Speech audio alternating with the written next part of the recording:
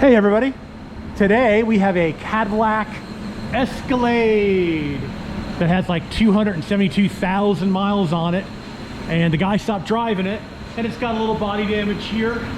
So my son G Jr. is getting his driver's license pretty soon, so I bought it for him for Christmas, and the thing had a gas leak, so we're up here trying to figure out where the gas leak is, and we pulled the gas tank out, and as you can see, this is the fuel sending unit or the fuel pump module, whatever you want to call it. And you can see it's very rusty. This is part of the evap. This is probably one of these is the pressure and one is the return. And it was just pouring gas out of here. We're going to take this apart and see if the gas tank, because the gas tank actually is plastic, but it's got these metal grabbers. So we're going to see if we can take and get we're going to go ahead and put a new fuel pump assembly in this one to get this one working right. So this is the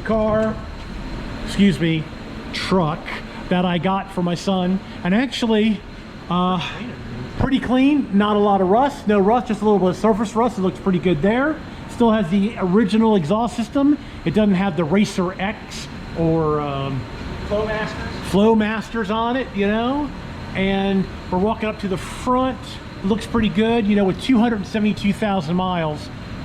You know, we're not asking for very much. The steering linkage here, it's going to need an idle arm, it's going to need a pitman arm, it's going to need 4 tires, it's going to need brakes, it's going to need a bunch of little work, but and it's going to need a seat. The driver's seat is kind of tore up. But other than that, you know, we got a little bit of surface rust. It doesn't look too bad. So I'll probably be making other videos on this one about how to take and recover the seat. But for now, we got to get it up and running. So we're going to have to get a fuel pump module for it. All right, everybody. Thanks for watching. Please subscribe. You can always do that right there in that corner. Please give me a thumbs up if you like the videos, and we'll talk to you all later.